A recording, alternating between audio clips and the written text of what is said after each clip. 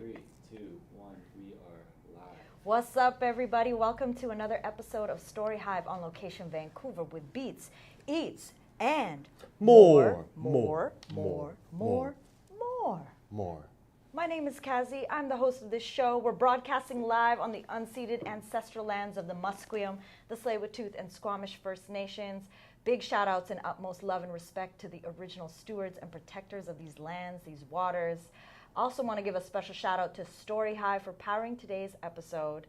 And now we get to introduce our guest. Ha ha ha. The one, the only, Francis Arevalo. East Van born MC, storyteller, and heart-forward lyricist shaped by poetry slams, Filipino roots, and a lifelong love for hip-hop. Known for performances that feel as intimate as a living room and as powerful as a festival stage, Francis turns personal truth into fuel and fire.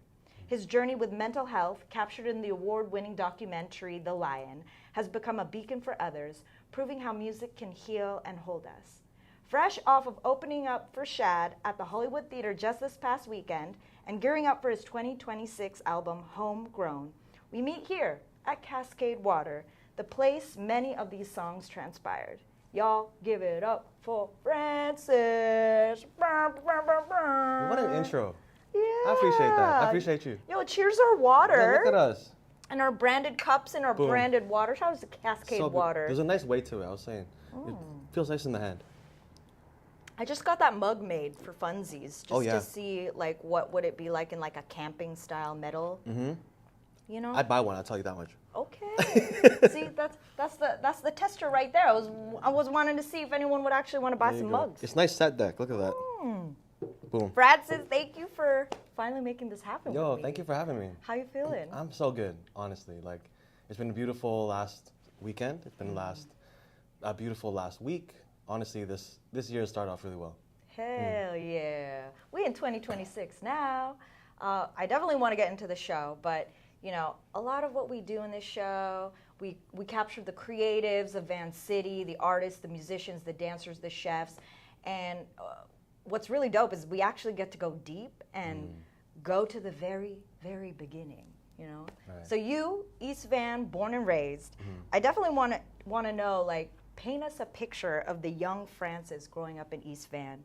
You know, what were the sounds, the smells, the sights, the tastes, the feels? Yeah, I mean, it makes me laugh because, so I was born on Fraser, like 5 minutes from here, and I grew up in a house with, I think at most there were 4 families in the house. Oh yeah. It was like all cousins, you know what I mean? Like like a family in each room, you know, like at least 2 siblings per family. And when you say like, what do you smell? I remember like the sweat of my cousins. Like just running around, doing dumb things, playing games, like acting a fool in the hallway. You know what I mean? Yeah. I remember like climbing the walls in the hallway, and then like, you know, Lola or like Tita would be like, oh no, it's time to eat, like jump off the wall. And then you'd be like, you know, like an adobo type thing. You know what I mean? Just classics. I feel like, a lot of my memories of the first few years of living in Vancouver, specifically like Fraser Hood area, it's like, it's chaotic energy, it's loving energy, you know? It's learning how to collaborate with like kuyas and ates, like all in the same household, learning how to play nice, share toys. But also, it was also learning how to, I think that was my first example of learning how to be in community, in close space, and learn how to soften our edges so that we could actually be in close relationship with each other. That was my first example. I kind of grew up in that. And so I think that informed how I became who I am today and how I navigate being in community with people. What were the sounds other than obviously people laughing, fighting, and you know, crying, young kids crying? Yeah, definitely. I mean, a lot of yelling for sure. Yeah. But also, like, I remember singing to Backstreet Boys. I remember like we all crowd around like a little tiny tube TV, watching like I think it's called YTV's Hit List or something. Oh yeah. You know what I mean? Like the countdown. I remember the first song. I remember we all kind of jammed on was like I Get Down by Backstreet Boys. Oh, yeah. I get down. Yeah, get down and move it all around. See? Yeah. What? How do... Memory. It's in crazy. there. It's in there. It's in the bones at this point. Yeah, it was a lot of like, rewatching cartoon reruns and like mimicking the lines back as a group of rambunctious kids. It was singing along to our favorite songs. It was, crying when people didn't play nice. It was blaming each other and crying. Yeah, that was the vibe like every day basically. Yeah. I think it was a really special time.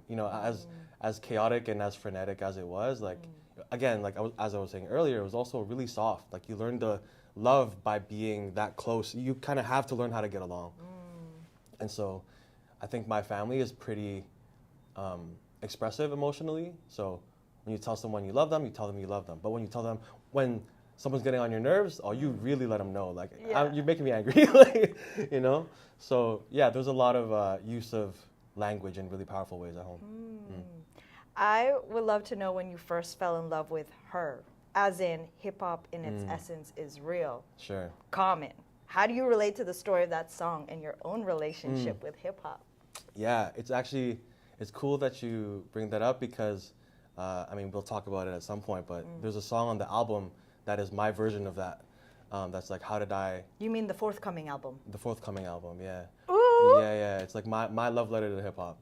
And, I think for me, I think before I fell in love with that music and rap and lyricism in that form, I think I learned to love language through the people around me, through my family, and like being really eloquent in terms of how we express our emotions and our thoughts and how we think of the world. I also, I feel like it might be kind of a Filipino thing, but like we're also so funny, like just little jokes, little like wordplay things that are so sassy. Yeah, just sassy, like you're just roasting people all the time. That. And so I kind of came up in that too. So the combination of like expressing yourself eloquently and intentionally, and also just having fun with words and language, that was what inspired me, I think, in the early childhood, early teenage years, to write poems. I think my entry into hip hop and rap was by way of writing poems first, listening to poems first, and then after that it was like spoken word. It was watching like Def Jam poetry and going to the poetry slam here on Commercial. That's where my love for language started. And then I think as I went through late high school, early university, and I was competing a lot in Vancouver poetry slam settings, you get scored, right? You perform your piece, you get judged by 5 people, and then you get ranked, and then there's a prize at the end. It's a whole way of sharing art together in a competitive way. But I think what I realized was that I didn't want to compete like that anymore. And that's when I found my love for not just music generally, but like making music within a band and collaborating and keeping it about expression and collaboration rather than like trying to beat another poet. You know what I mean? And so I think that like playful and collaborative energy around like 2013 is when I realized like, oh, rap is poems and music together, like rap and poetry, right? And so I think it was around early 2010s when I was like, oh, I think I want to explore this. It's beats, rhymes, and life. Yeah, that's it. So who would you say was the first hip-hop artist that entered your earlobes that really made an impact on you? Oh, Shad. Yeah. Yeah, I can remember the exact setting that it all happened. It was 2008, and me and the homies, have our like after-school basketball session. And where's this? This is in Guildford, Surrey. So I did my grade school in Surrey. Okay. And this is at the Cage, and it's this kind of really well-known basketball court. You probably know about it, Josh. Yeah, he grew up in Surrey. Yeah, that's it. What is that? 152nd, 100. Shout out to Surrey. Yeah. You know? So it's like right by the pub.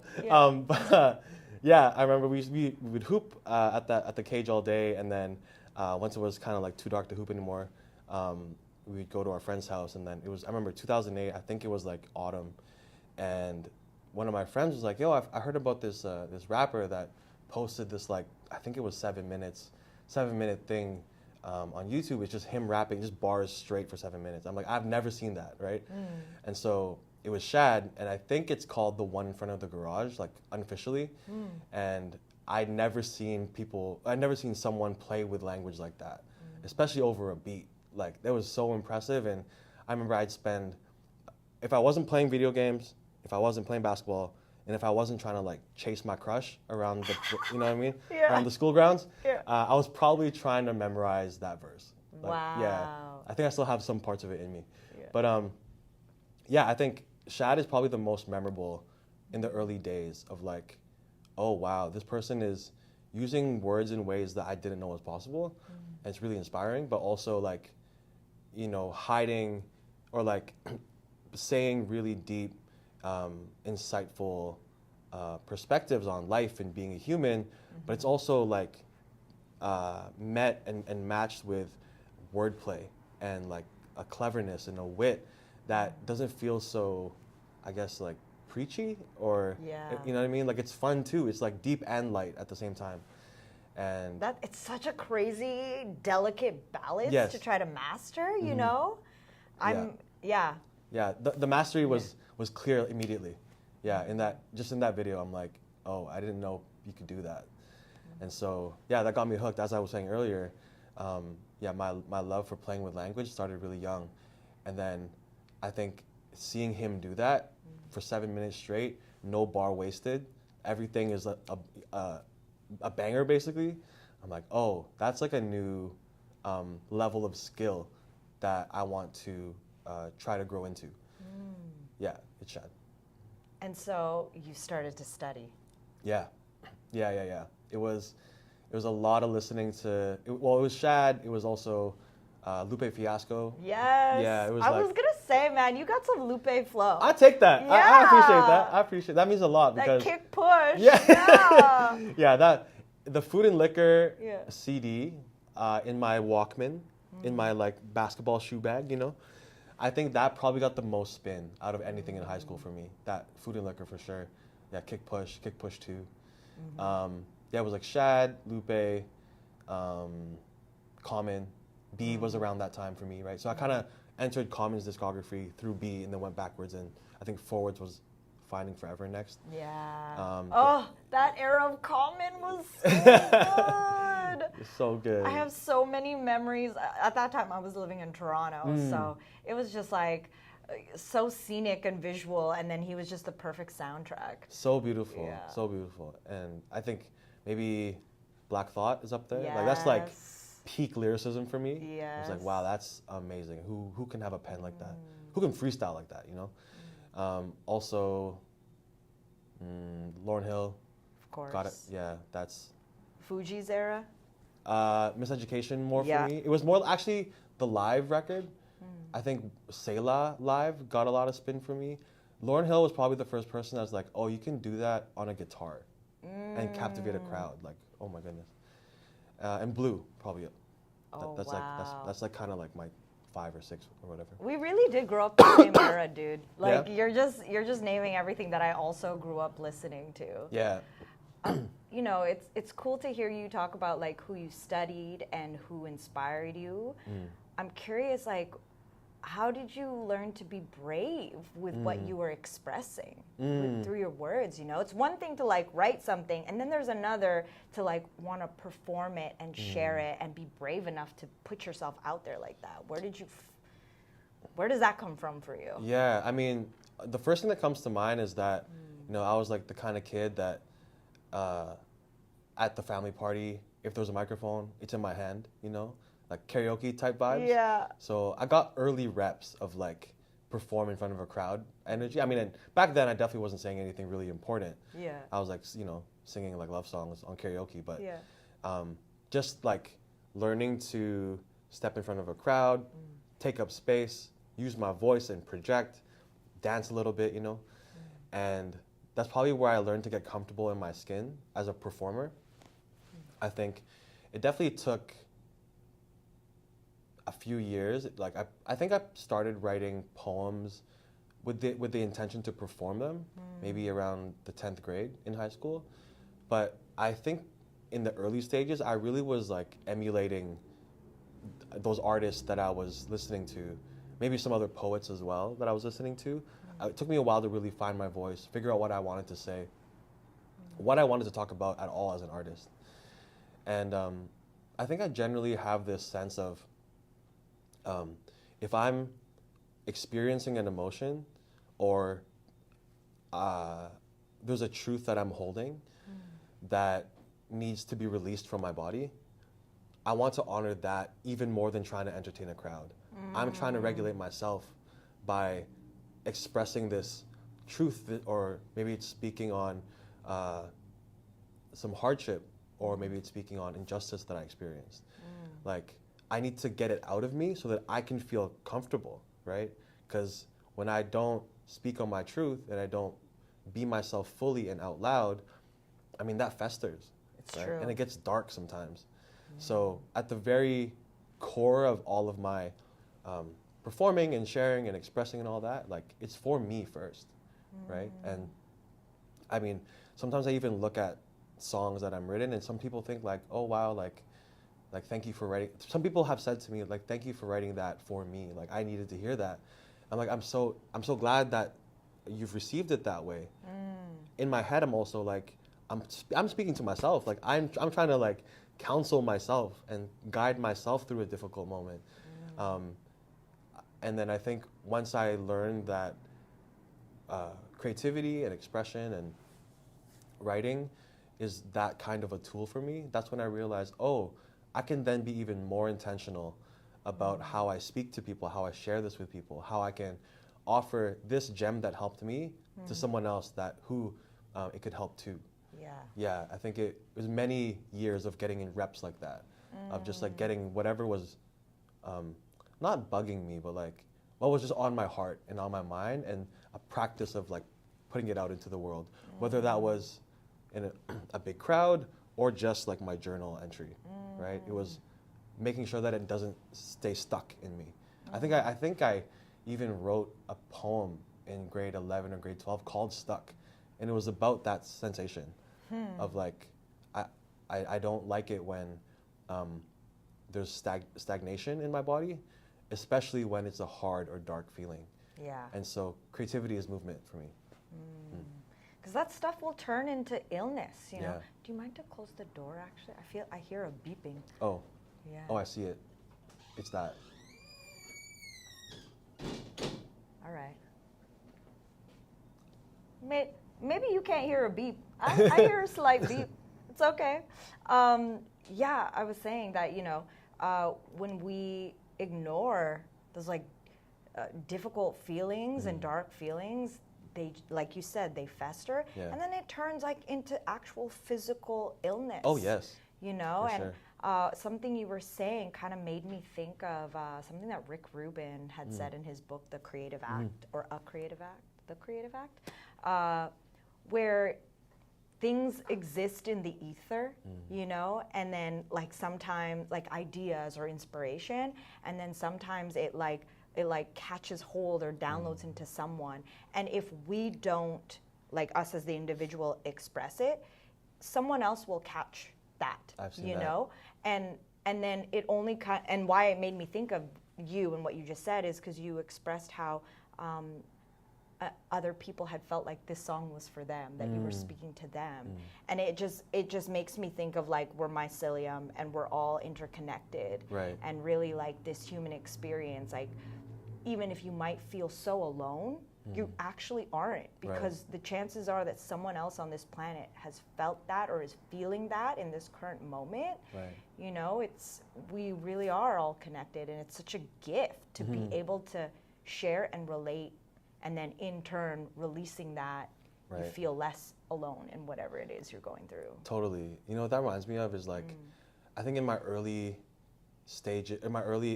chapters of my artistry, I really think, you know, I say I wrote to express or to like regulate myself first, right? But I think when I translated that practice into being like a performing artist or like having an artist career, I think I really led with like an individual, almost like egotistical way of moving, because like I would say these things that, you know, sounded nice or like they're pleasant to the ear or whatever, but it was so that I could win a poetry slam. It was so that I could be the cool person, right? And I think over the years, in being humbled, in learning and talking to other artists and stuff, I think, and you know, changing as a human being, I think at some point it became less about self-serving and it became about service to others. Yes. Yeah, I think that's how I reason commitment to being an artist now is like, yes, it's still to help me for sure, but it's like, it can't be separated from you, right? Because we don't exist in vacuums, right? So if I'm putting something out into the public, into the space between us, I should be intentional about what I put in front of you, hoping that it can be of value to you too. Yeah. Dude, I didn't know we were gonna go to church today. I went to church yesterday with Afro Girl, and we're here again. I would love to ask you about, you know, your journey through bipolar type 1 and anxiety, which was captured on The Lion. It was really dope. I watched that earlier today, and I didn't even realize that was like released in 2017. A long time ago. Yeah, but what was it like turning your life into art like that, you know, and bearing your soul? Yeah. Yeah, I think that might be the most prominent example of my life of like, I have gone through this experience. I live with these realities, and you know, I was not expecting to go through that first year of mania, psychosis, depression all at once, right? That was a huge plot twist, and I don't think anyone else expected that. And so that was a solid 18 months of retreat from the world, and in that retreat there was a lot of those heavy, dark feelings and thoughts that were sitting and piling up inside me. The resulting music and poetry that came from that speaks to what I was talking about earlier, is like, I need to move it. I need to transmute it into something else and make it be useful for me to heal. It needs to be moved from dark and heavy into like light and like outside of me, like external to me, because yeah, those are probably the hardest months of my life, and I needed to literally just get it out of me, like exercise it from my body. And so those, maybe the first year or 2 years after that really challenging time, a lot of it was explicitly or implicitly talking about that big plot twist in my life. And so turning it into art, I'm not even sure I was thinking of it as turning it into art. It's almost more like throughout my life, the form of expression that I refined the most, the form of expression that was the most whole and could communicate what I was experiencing, was rap. Because that's just what I've done for fun. Like, you know what I mean? It's like, that's the best way that I communicate. To this day, when I write journal entries, it often turns into bars eventually. And so every song that came out of that time was some effort to use rap and spoken word as a way to make sense of that time and eventually archive that time, because I didn't want that to be carried into every other project that I was working on. But I don't even think in the moment I was thinking of it as like, oh, I need to make art, you know? Yeah. I was like, I just need to get this out of me. The tools that I know, it's writing and music. And eventually it became, okay, well, I've got a bunch of songs now, like maybe that's a mixtape. Maybe I should go to the studio. Oh, maybe I should learn to record. Da, da, da, da. And so, you know, those first couple mixtapes for sure, like it was this following the next logical step. And it started from scribbling journal entries that then turned into songs, that then turned into demos. Yeah. And then people were like, why don't you make a project? I'm like, oh, okay, sure. So it turned into art eventually. But it started with like, I'm gonna excavate. Yeah. I really appreciate you telling your story on that platform, because I think that bipolar is something that a lot of people have misunderstandings of, or they just don't know enough about. Sure. And they just label it as, or label people with it as crazy, you know, and there's a real like disconnect and lack of compassion. And when I watched that today, and then I listened to, I rinsed through a bunch of your albums today, but like specifically The Sound of Healing. And I heard that, like I heard your story and I heard what you went through, and I have someone in my life who has bipolar, and I've been through it with that person, through some of that real dark and the depths of the darkness that they've gone through. And it was, you know, even though it was really hard and challenging, and at times I was hurt and harmed, to see them also learn to accept, but also learn to work with their mind, to befriend their mind, and become the strong human being that they are today. I literally was like listening to your album, like tears today, like going down my face, and then texting, sending your albums, being like, listen to this. I think you would really appreciate his music. He speaks about his mental health. And I also want to just thank you for teaching me how to have compassion, you know, to expand my like ability to have compassion for those with mental illnesses. And also even like with my dad going through Alzheimer's, like just like understanding that these things can be really invisible, and you can't just be so quick to take something personally from somebody, because you really don't know what they're going through. For sure. You know, and yeah, I was so moved, dude, and I love that that was your outlet for what you've been going through, and that you've become an advocate. I appreciate you seeing that, because that album specifically, like, it's not about no commercial success, it's not about no awards, it's purely like, I need this story to live outside of me. And like the act of even like sequencing the track list and like, oh, what is the arc that I'm trying to tell? It helps me make sense of those 18 months. And a byproduct of me doing that is, like someone else can now listen to it and see themselves, see their story, or see what's not in that album for them, you know? I'm really grateful that it can be of service to people. Do you mind to share kind of like what you did for yourself to get yourself to feel stable, essentially? You know, like, I mean, I know from what my friend has done, but I think for anyone who's watching who might not know much, or might be starting to feel within themselves like, hey, like, oh, or how can I support someone I know in my life who has bipolar? Like, how were you able to feel stable and feel healthy again? Well, the first, maybe I can start after coming home from the hospital. So I was at a psychiatric ward for a month. And for the first 3 weeks, I think, I wasn't able to see anyone. So it was really isolating and really confusing, because all of these changes and memories or lack of memories, I couldn't make sense of all of it, right?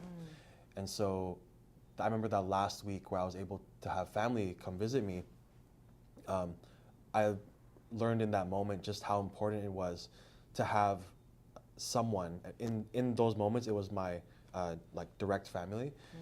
Could be a friend for some people or someone else, but for that time, it was my family, and how important it was for someone to hold up a mirror to you and be like, this is who you are. This is who you actually are. You're not what people are saying you are, right? Because the person that I was, the way that I was treating people and fracturing relationships during those 4 months, I can see why people would be hurt by that, you know? And so just getting a reminder from my closest loved ones to be like, that's not all you are. Some of that might not even be like real. Even though it did happen, it might not be your personality. It might not be your healthiest mind, right? And so coming home and really learning to accept support from my family, namely my parents and my brother, was step one, right? Up until that moment, I definitely was someone that really relished in independence and like, I don't need help, I'm good, like I'm living on my own, whatever, I'm paying for my, whatever. Yeah. And so, but at that moment, like I got kicked out of where I was living because of that experience. I got fired from my job. You know, I had negative money, and I had to learn to like accept support and help and like lean on multiple shoulders, right? And so once I had a place to lie down, basically, right? Like I moved back with my parents, and they held me down throughout all that time. I think even though none of them knew what was happening in that moment, what I really appreciate from them about that time was just how willing they were to learn. Like I know that that's not an every person experience. So the fact that they didn't know what the medications were, or the fact that they didn't know what all these symptoms were, all this jargon and vocabulary was, they were just like, "Don't worry, we'll show up for you. Like we'll figure it out." So, I'm alive like because of them. Like I get, let alone have a music career. You know what I mean? Like I'm just on this planet because those 3 people showed up for me in that way. So yeah, I learned how to accept help, and then eventually I learned to trust some thoughts and distrust other thoughts. You know, like what is the depression? What is the anxiety? What is the mania speaking? What's the psychosis speaking? And I had to learn to discern those things through practice of talking it out with people, right? I was ashamed, right? I was so ashamed. I felt like I was a burden to people, and I felt like I didn't want to cause any more harm, so I'll just keep it to myself. And so going back to the like keeping it in, right? Keeping all of those negative feelings in. I had to learn how to like not kind of rip it, like excavate it. I had to learn how to gently pick it out, inspect it. What is this feeling? What is this thought? And I learned to slow down in a way through weeks, months, a couple years of hearing what I was saying to myself and sensing what my body was feeling with all of these stored memories of all the wild things that happened during that time. And I think once I got through that first year, at some point I think I just got tired of stagnation in my life at this point, right? Not just stagnation of feelings and thoughts. So it's just like I don't like where I'm at in my life right now. And so what am I going to commit my life to, right? I just finished a degree. I wasn't going to use that degree anymore, basically. My job prospects and the references that all my career references, like, in the trash because I had spoken horrible things to them, you know? So it's not like I can ask them for a hookup or whatever. So it really felt like building up from ground zero. And I think what I realized was like, I need to commit myself to something that I will wake up every day for and put the work in for. And like the honest answer is music. Like, you know, I love music since I was a kid, and I've been a lyricist for the better part of my life. And so I'm like, well, what's the one thing that has always been persistent throughout all of my educational choices and career choices and friendships and relationships? The thread throughout all of it is that I love rap, you know? And what started as a fun and therapeutic thing for me became like, what if like this could be my entry into a music career?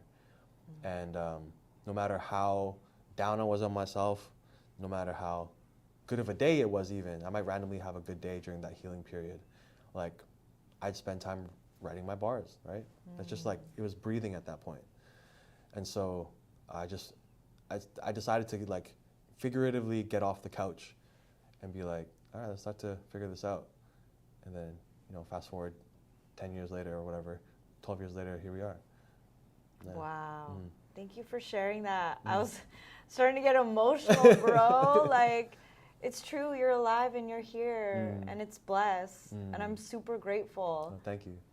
And seeing you perform on Saturday with Shad, or sorry, before Shad, you came out on stage and like the crowd was just already so hot. Like everybody was like, and I filmed it. Like I have a clip of it where you were just like looking out into the crowd and you were, I felt like I saw somebody who like, you know, Pokemon, the evolution.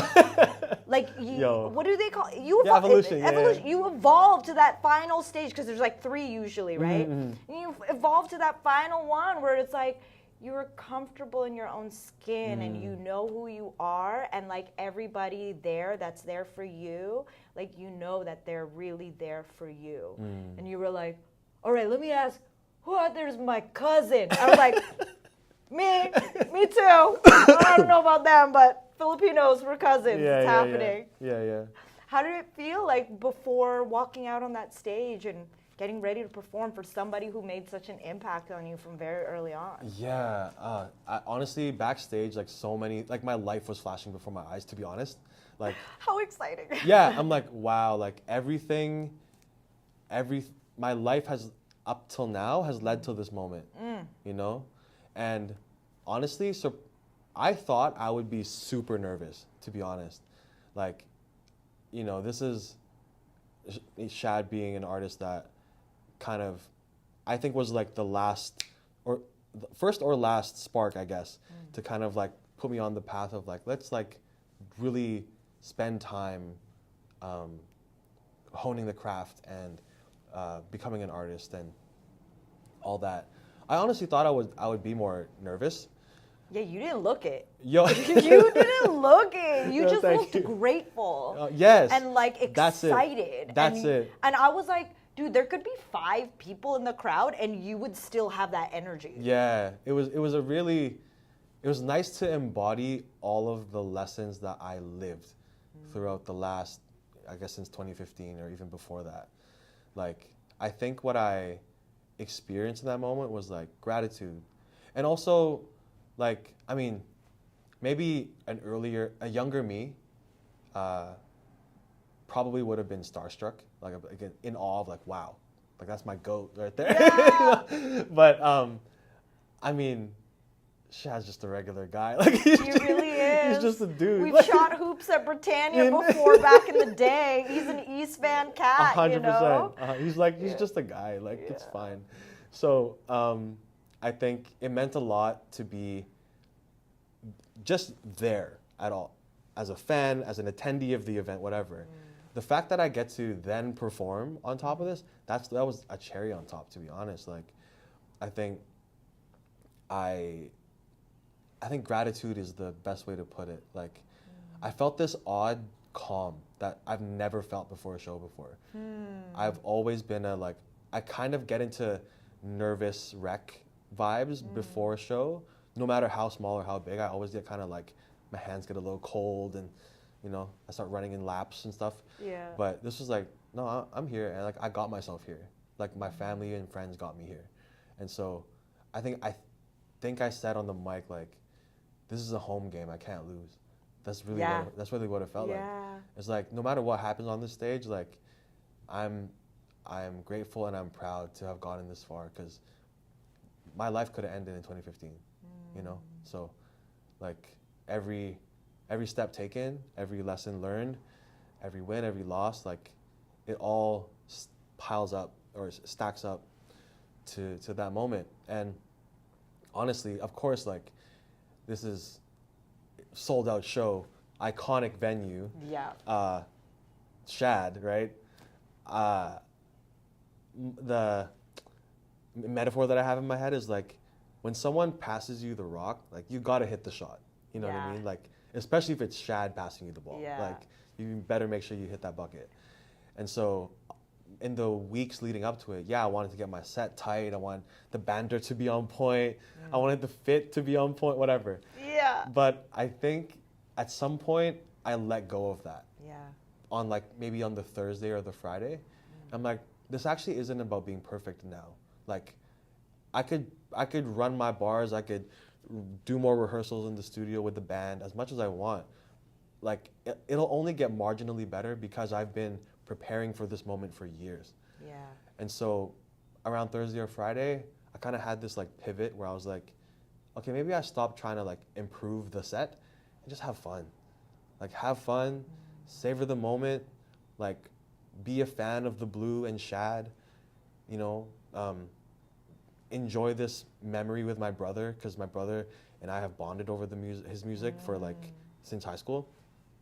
And so, you know, say what's up to family and friends. Like, yeah, at some point I just wanted to sink in and have fun. And it was less about like trying to be perfect for someone that I used to idolize, and rather just be like, just have a good time with the homie. That's what it was like a night and day. Yeah. That's grown man things. No, I relate to that. Yeah.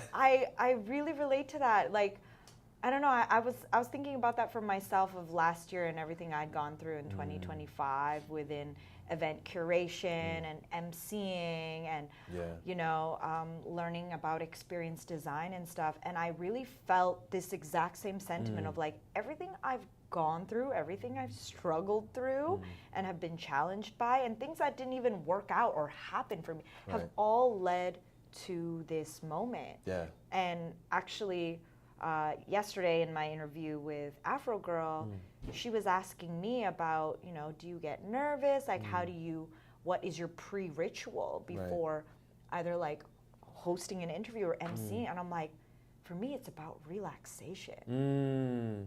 When you're relaxed, it's like being an open vessel for the most present, and to me, being relaxed is the practice of presence. Yes. Then the most present moment can come through, and like a natural, unforced conversation, or if it's emceeing on the mic, it's like really actually just pointing out whatever's happening in the crowd, or with the battle or the performer. You're in tune with everything around you. That's it. In tune, and also in tune with the crowd that becomes this energetic blob that you have that duty to like either raise the vibe or like get everyone to take a breath, everyone to slow down.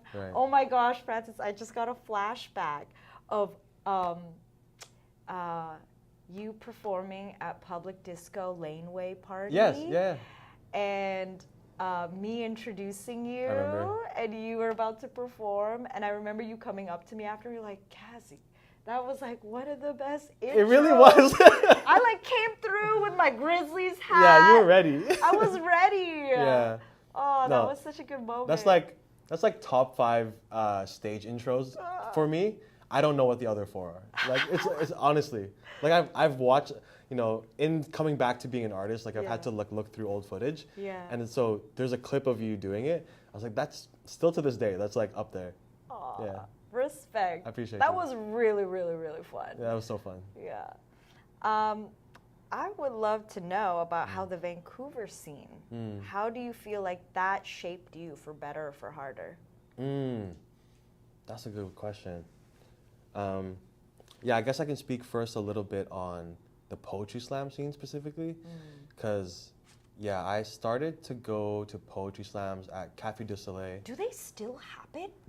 So they still happen. I think it's at a different venue now. I don't know where it is right now. I remember. Oh my gosh! Now you just talked about Café du Soleil. I know. R.I.P. Café du Soleil though. For real. Anyway, that was the last time I feel like I heard about poetry slams happening. But after that, I'm like not aware. Yeah, I think there might be another cafe in East Van or Strathcona or something. I can't remember. But yeah, like that's the poetry slam at Café du Soleil. I used to go there like just about weekly, like every Monday. You know, you sign up, you hope you get on the list. If you get chosen, you got to make sure you have your like 2 to 3 poems ready. And then you throw down and you get scored against a bunch of people. But that sharpened the pen, right? That like really got me going to like improve regularly and chop it up about the craft and the scene and the culture around poetry slam stuff, spoken word stuff, with like peers that are my age and older too. And so it was cool to have a dedicated place to go to like have these specific niche conversations, because my family doesn't know what I'm talking about, right? Like like, what is a poetry slam?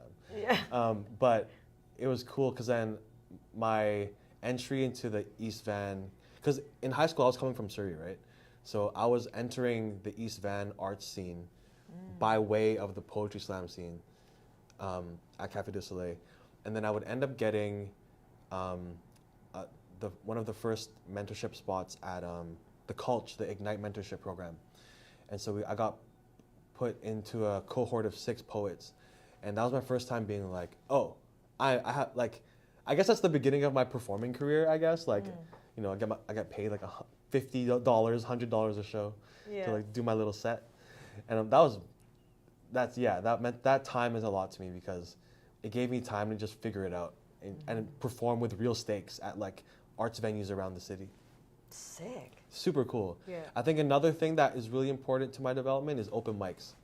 I miss just the amount of open mics. There used to be like multiple in a week. Like you'd have to pull up a calendar and be like, yo, I'm going to hit this one, then this one, then this one. I'm going to do 2 one Where night. would they happen?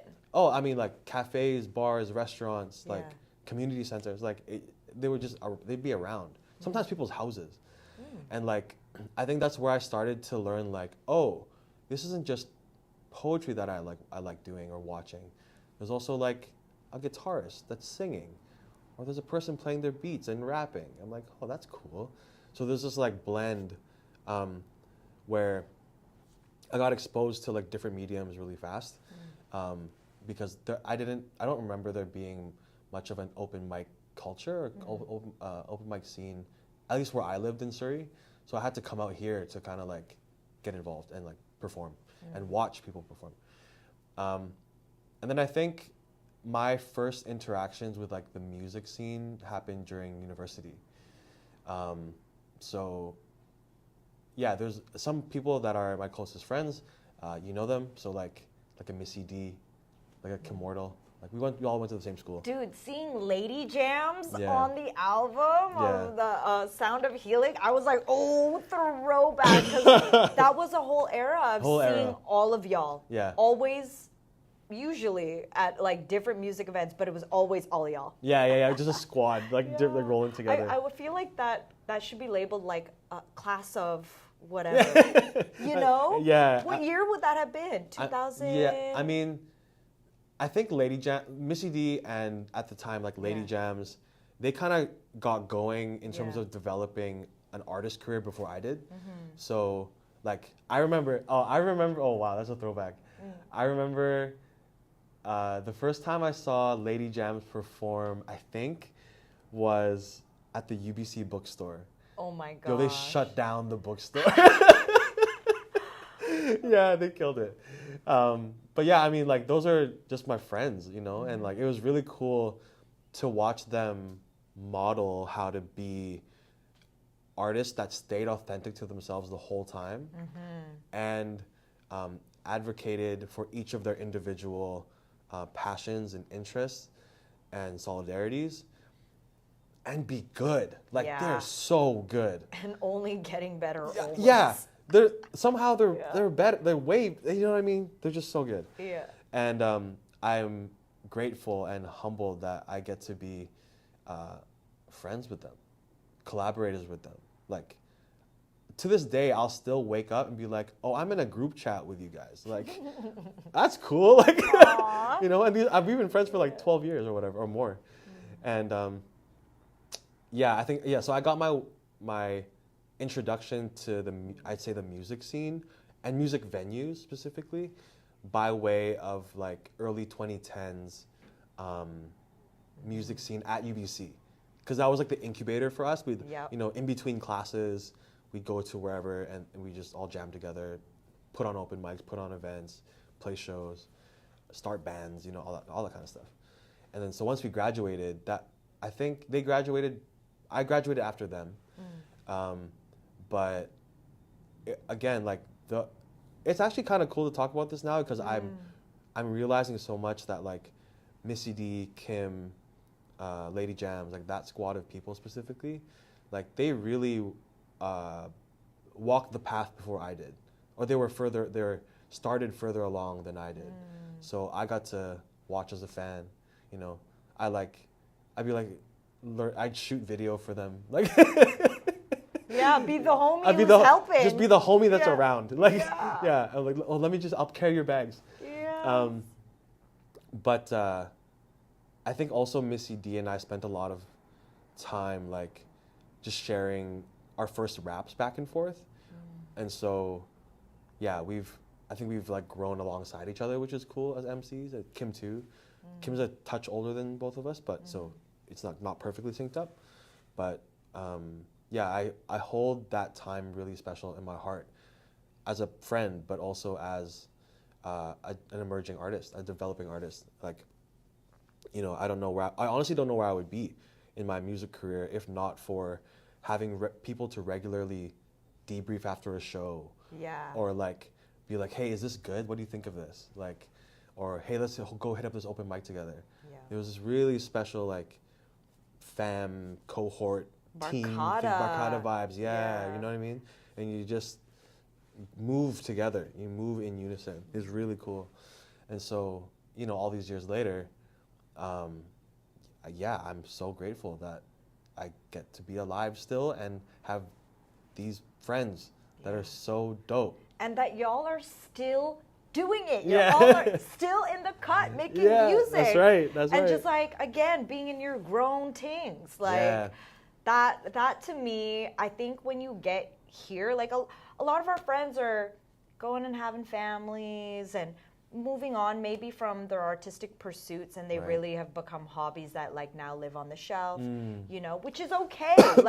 like creating a new life and raising that next human who's going to help make this planet a better place. Like, yes, to all my friends who are parents, you know, and also our homies who are artists and creatives who are like, I have to do this to live. Yeah. This is my dream. This is my passion. This is my calling, my vocation. Like, there's something about the consistency of, even if you've taken a break, but like still doing it, and that is what you feel you're meant to be on this planet to do. Like, shout outs. Because it's really sick to see y'all at this stage now within your artistry. Cool. The way that I felt I saw you on stage on Saturday is how I feel when I saw Missy D and Immortal perform most recently in Winnipeg for Breakout West. Yes. Like, it was this same feeling I felt where I'm like, oh my gosh, I actually have known you guys and seen you for so long. Yeah. And to see you here and now, where there's this like, I call it my like Tita era, where you know, you're like, you've experienced enough life at this point that there's a level of like confidence and self-knowing and trust. For sure. Which is really refreshing. For sure. And believing in it. Like, yo, I'm here, I got myself here, we got ourselves here, and we're like good. You know, like, exactly. Exactly. And like, I don't need to fight to stay relevant. I'm not trying to prove myself anymore. If anything, this is just like what I need to do to express, or that I'm doing this for the next generation. Yeah. That's what I feel, at least for myself. It's like I'm living for more than just myself. Yeah. In the last, I'd say from when I started in like 2013 putting out music, up until now, I've made sense of these years in terms of almost 3 acts, which is like the first act was like I wanted to prove people wrong. You know, I wanted like, which is an excellent motivator. Excellent motivator. It's fire for sure. It's fuel for sure. But it burns out fast. You know, you run out of it real quick. So the first act was like, I wanted to prove people wrong. And then in my kind of middle era, I'd say like 2019 to like maybe 2024, it was I wanted to prove myself right. I wanted to prove people wrong versus I want to prove myself right. And I think where I'm at now is I just want to be. Yeah. Common. Yeah. Back to common. Be. I want to be as free as the spirits of those who... I'm just kidding. We're like, oh, we're going into bars now? Let's do it. But what we will get into is homegrown. Talk to me about this project. Yeah, I mean... And also that it's not homegrown. It's home, grown. Yeah. So maybe we'll start there. So, I mean, the word homegrown, I typically understand that as like to be grown at home, right? I think I wanted to add a bit of nuance to it, which is like home, comma, grown means I am home and I am grown. It's not just like something is growing at where I live. I wanted it to specifically be like, I am home in this place. I am home with my family and friends. I am home in my body. I'm home in my artistry. This is the most, I think this year, I'm experiencing and people are witnessing me and perceiving me, I think, as the most me I've ever been, right? I've kind of worked through the parts that I was, maybe aren't exactly me, or like didn't feel great, or I just wanted to shed. But I think this is the most me I've ever been. So I feel at home in myself. That's where I start now. And then kind of something that you were talking about is like, I think performing at the show on Saturday was the loudest I've been about like who I am now. Like, I'm confident because talking about anxiety, like I navigate anxiety and negative self-talk and self-doubt a lot. But that was the first time where all of that first performance ever, where all of that quieted. And I was like, yo, I'm here. Like, I'm good. I can do this. Yeah, like even the mic not turning on. Like oh yeah! Oh my gosh, we're like, yo, what's happening? yeah, the mic not turning on, and so I think that was the first and loudest example of this year of stating first to myself like who I am now, after these years of lessons and growth and all that. I think I want in this album. Really, I intended it at the very beginning. I started it in 2018, which is a long time ago, in this shop where we are right now, in Cascade, at that desk. That's where I learned to, that's where I first opened Ableton. Yeah? Yeah, that's where oh my gosh, I learned to produce at this desk. Yeah. And I wanted to tell the story of the artist and the person that I'm becoming. And definitely why it took so long is because I need to actually live that life. I need to actually grow and be a human being that goes through challenges and hardships and learns stuff and has wins and losses and is confused sometimes, and you know what I mean? And so I think I had this idea in 2018 to storytell that and capture all that. But I think in 2018 I was looking a little too far ahead, right? Like I was young. I think I'm still kind of young. I don't feel like super. I definitely feel young in my music career. I think that's what I'll say. Is like, I feel like I'm early stages of my music career still, even though I've been at this for a long time. I think it's because this is the first time that I've believed in what I'm capable of, and it's funny. Like, I oscillate between being like very, very confident, or at least presenting very confident.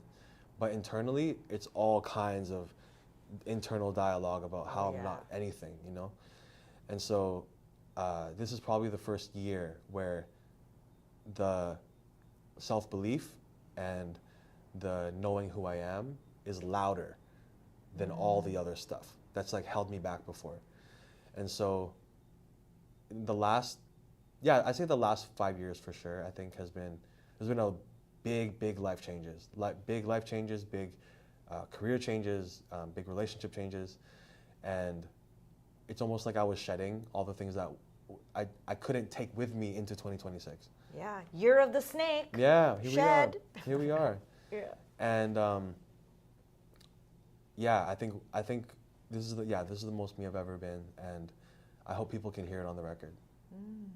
I'm curious about that process because you've released albums before, and this is going to release end of this year or when? We're going to release the album in like early summer. Okay. Yeah.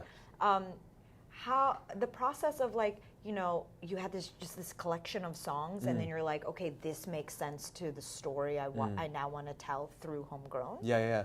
So actually, Heat Check, the first full album I released. Yeah. The Sound of Healing, which is the second, and the Homegrown. The honest truth is that I started all of them at the same time. Okay. Yeah, like they all, like I'd like write. I'm like, oh, this I So you're just a writing machine, basically. I mean, I have a lot of feels. I have a lot of feels and I have a lot of thoughts. Yeah. But like, I wouldn't write songs for specific projects. I would just write the song that's in me, right? So, all right, today's Monday. How do I feel today? It feels like this song. And then I'd be like, oh, that feels more like a heat check type song. That feels more like a the sound of healing type song, whatever. Okay. It's very rare that I go like, oh, there's this project that I have in mind. I'm going to write a song to the project. Got it. Yeah, I would just kind of write from where I'm at, I guess. And so, yeah, just naturally, heat check is really just bars. Like, it's just bars on beats, fire beats, that's it. It's so fun, and I love the photo with you in the basketball. It's so cute. Yeah. How old were you in that photo? I must have been like, I don't know, 3, 4. Oh my gosh. Yeah. And it does, like, sonically speaking and lyrically speaking, everything that's on Heat Check makes sense. Cool. To that. I'm glad. Yes. I'm glad that you get that. Because and same with Sound of Healing. It's solid. It's like it's a thing. It's like this is an idea. Yeah. Yeah. Or a full book. Like, it's like a book. Yes. You know? Yes. I guess I haven't said this out loud. Yeah. The exclusive. The exclusive is secretly in my head or like in my computer files. Okay. Heat Check is Act 1, The Sound of Healing is Act 2, and then Homegrown is Act 3. I don't know what the thing is called, but like that's what like Act 1 is literally the beginning of being a rapper. Sorry, I just got a cool idea. We'll have to talk about it after. You saw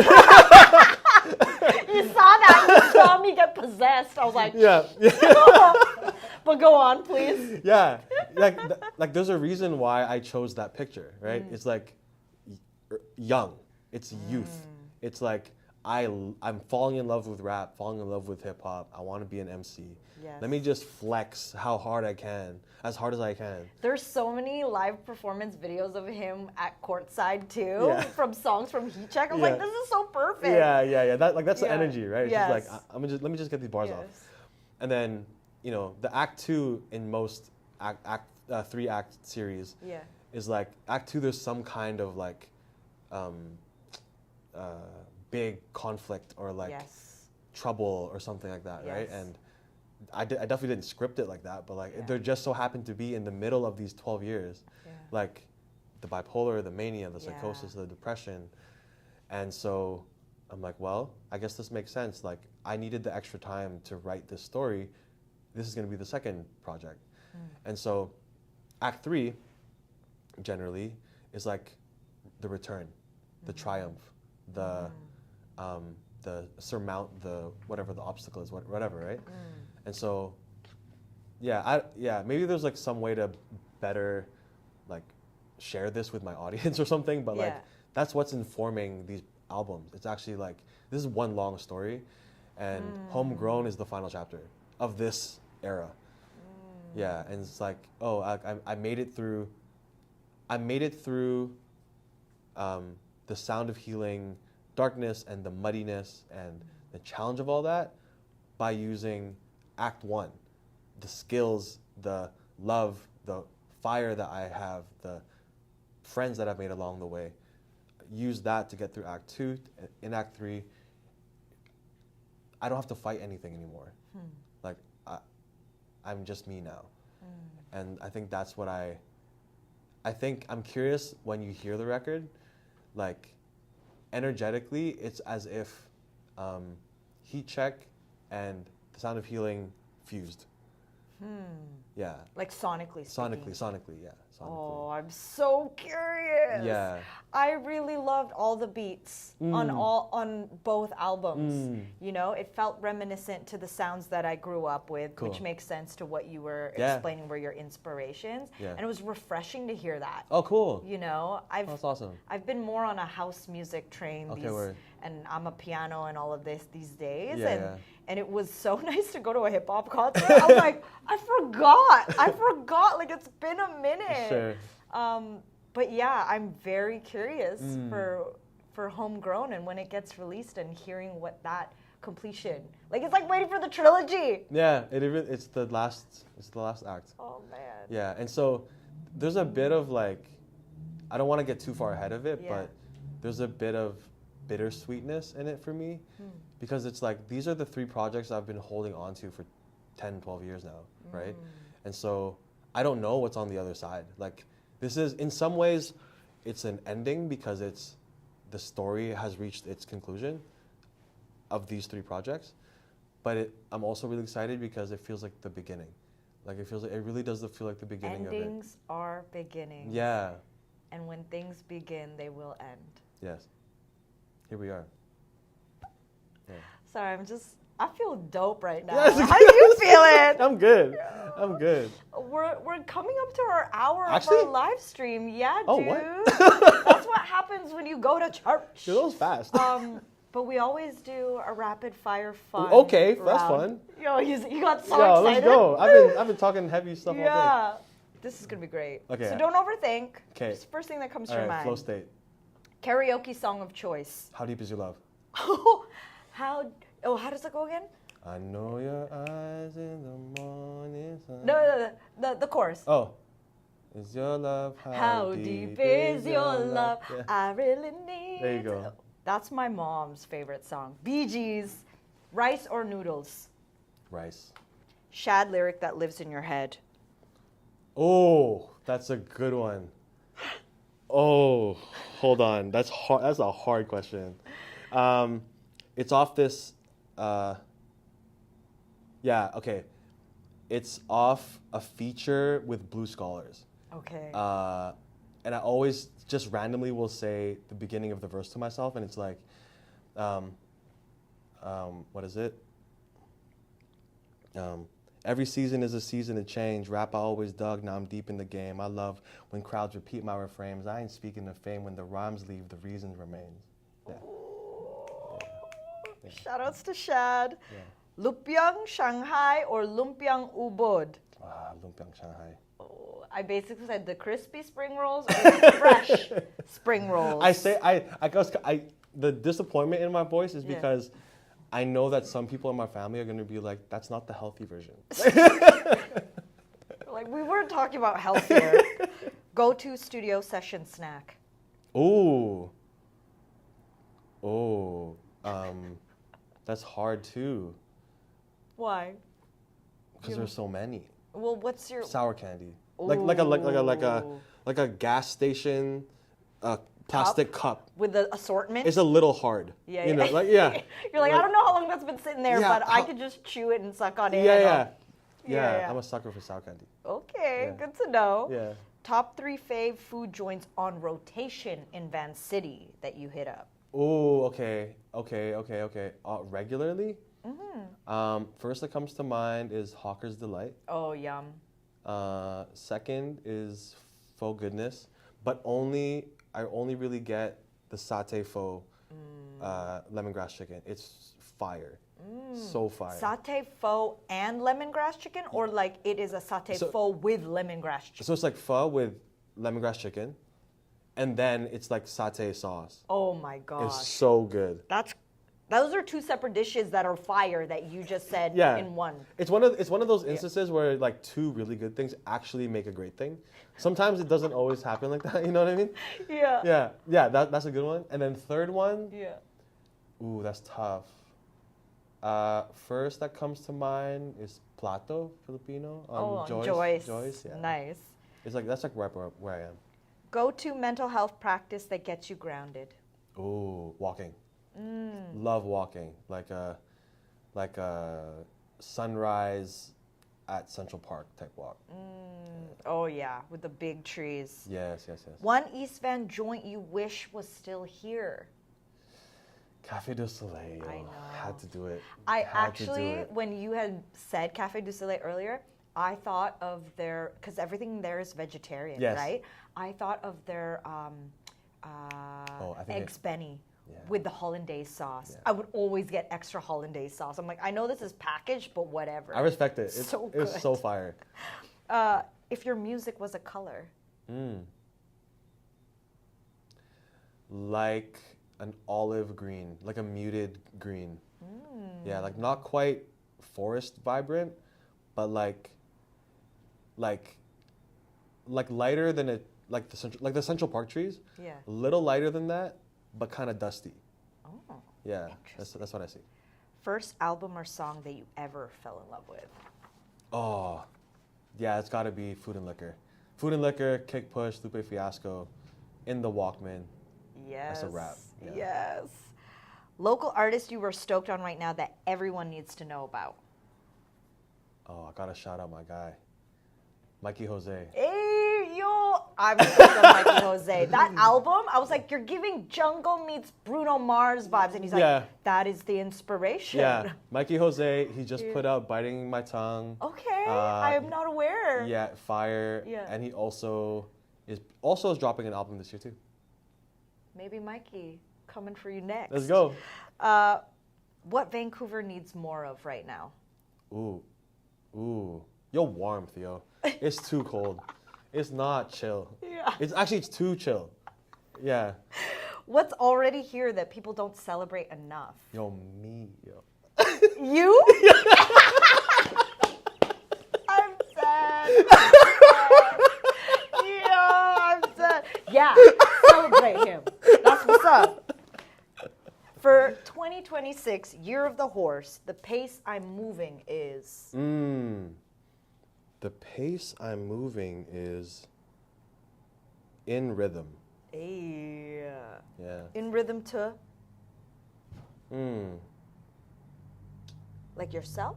I'm going to say nature. Yeah. Like I don't want to, okay, specifically because I don't want this album to be sped up by machines like capitalism, like our smartphones. I want to like let it, when we create these bodies of work, they have their own energy and timing and rhythms and cycles too. And I think because this album has been in the works for so long, those rhythms are so like potent and so like in the pocket almost, you know what I mean? So I want to learn to tap into what the music is saying so that I don't act out of character for the project. You know, I don't want to like I don't want to rush things. I don't want to rush the release. I don't want to rush the production of the thing. I don't want to rush this conversation. Whatever it is, like I want to move at the speed of the music. I love that. Yeah. Last one. For 2026, Year of the Horse, who I'm becoming is? Oh, that's a good question. Who I'm becoming is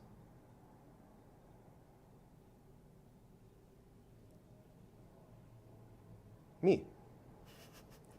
I didn't have to think too hard. That was good. It's that simple. It's that simple. It's that simple. I love that. I was trying to go like a poetry slam mode, you know what I mean? Yeah. And then you're like, wait a second. Like, wait, no, it's me. Yeah. Bro. Yeah. I appreciate you. Appreciate you. This was such a dope conversation, so nourishing. Thank you. I really appreciated learning more about your story, about these 3 acts, the trilogy that's coming out, and you just like bearing your soul and being vulnerable and comfortable in your own skin. It's super inspiring. Yeah, and thank you. Yeah, I'm really looking forward to hearing this. Shout out to everyone who's tuned in on the live stream, everyone who's watching the replay after. We appreciate you. We also appreciate Jam and Cameron, who's been running the live stream, operating the tings. And, you know, there's going to be a QR code that shows up here on the edited version of this video. You could scan the QR code, a form will pop up. You could fill out that form if you would like the opportunity to perhaps be in the hot seat next to me and share your story, especially if you are a Van City creative doing your thing. I am your host, Kazi. Once again, this is Francis Arevalo. Tell the people where they can find you. At Cascade. Cascade Water. Yo, shout out to Cascade Water. Cascade Water in Mount Pleasant, probably in Joyce Collingwood area somewhere. IRL. IRL, online, Francis Arevalo, Arevalo music on all platforms. And yeah, see you around. Yo, this has been TELUS STORYHIVE on Location Vancouver with beats, eats, and more.